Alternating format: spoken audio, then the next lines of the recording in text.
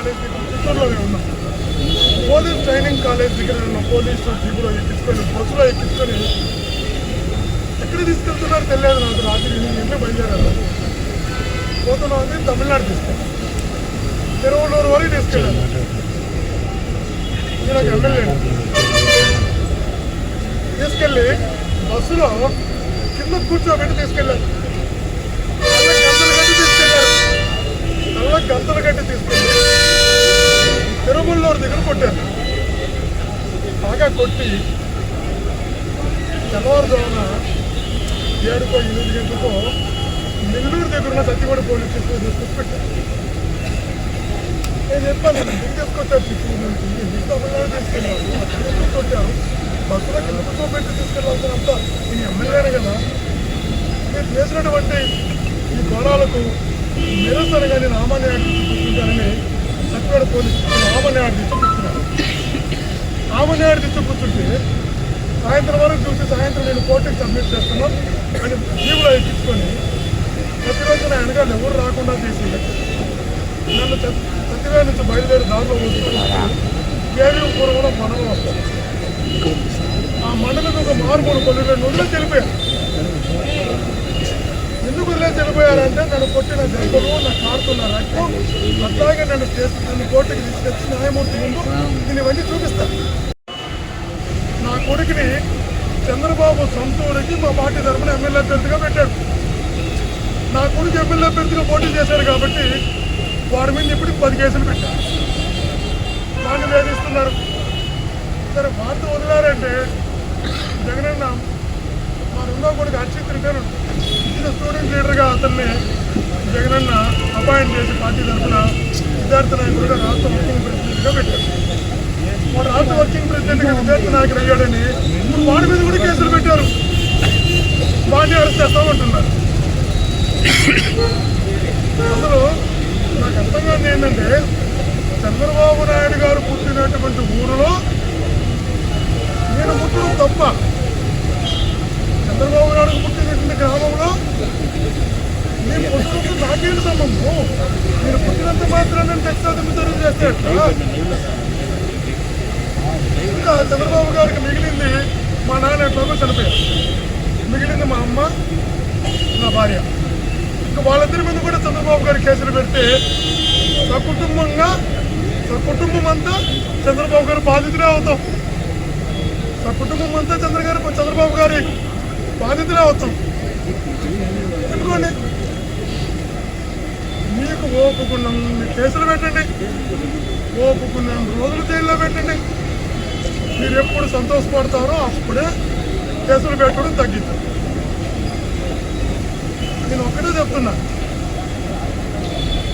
నేను పైన వీళ్ళతో రాజకీయాల్లోకి వచ్చినోడిని కాదు, పోరాటాలతో రాజకీయాల్లోకి వచ్చినోడిని. 1988 వైఎస్ రాజారెడ్డి గారు నేను దగ్గరికి తీసుకున్నాను విద్యార్థి నాయకుడిగా ఉన్నప్పుడు.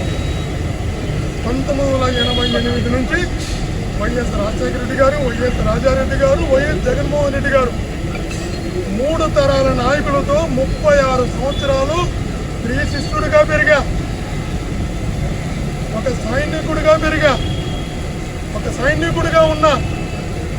వాళ్ళ దగ్గర నేను నేర్చుకున్నది, వాళ్ళు నాకు నేర్పింది. కష్టాలు వచ్చినా, ఇబ్బందులు వచ్చినా, ఎన్ని ఆటుపోట్లు వచ్చినా ఎదురొడ్డి నిలబడడం, పోరాటం చేయడం, కట్టుకోవడం, వాళ్ళ దగ్గర నాయకత్వ లక్షణాలు నేర్చుకున్నాను. అలాంటి నన్ను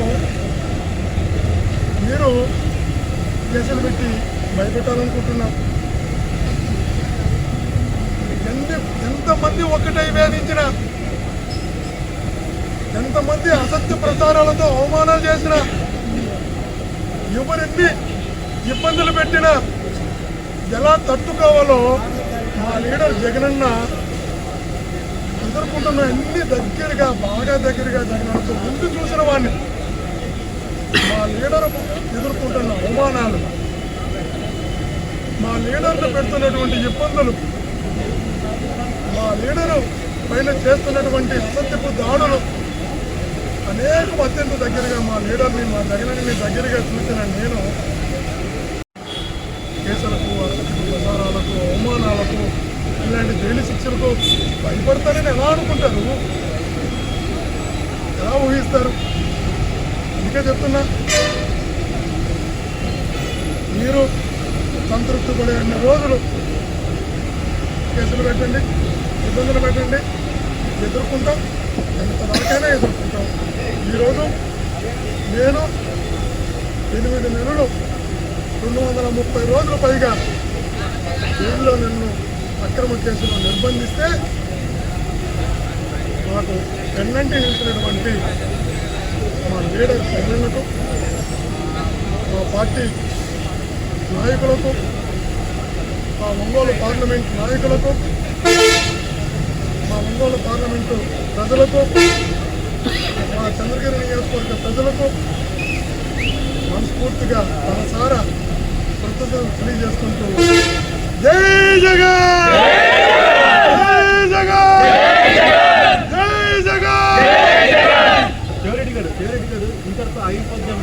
ఒకటి కూడా దయచేసి కోర్టు ఇచ్చిన ఆదేశాల మేరకు నేను కేసుల గురించి మాట్లాడదలుచుకోలేదు. దయచేసి కేసుల గురించి నేను ఏ విధమైన ప్రశ్నలు కూడా అడగద్దని తగితర విలేకరులు విజ్ఞప్తి చేస్తాను. కేసు గురించి కాదు, ఫర్దర్గా ట్రీట్మెంట్ మళ్ళీ ఇంకా ఒకసారి రాబోయే రోజుల్లో కూడా ఎలా ఉండబోతుంది, సాగుతుందని వాళ్ళు నిర్ణయిస్తుంది, చాలా సమాధానం కూడా చెప్తుంది. కాలేజ్ దగ్గర చిత్తూరులోనే ఉన్నాం.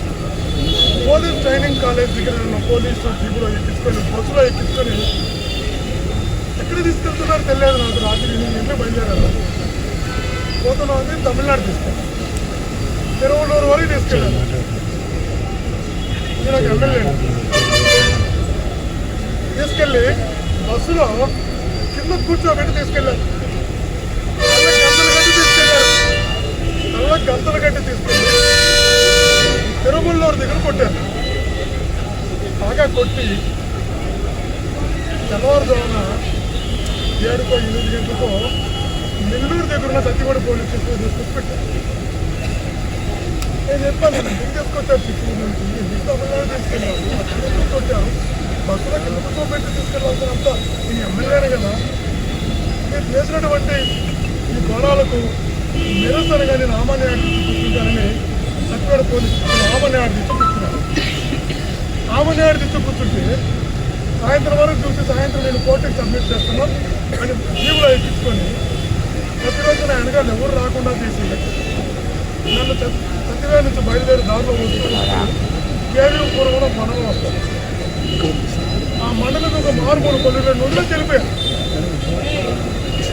ఎందుకు వదిలేసి వెళ్ళిపోయారంటే నన్ను కొట్టిన దెబ్బలు, నా కారుతున్న రక్తం, అట్లాగే నన్ను కోర్టుకి తీసుకొచ్చి న్యాయమూర్తి ముందు నేను ఇవన్నీ చూపిస్తాను.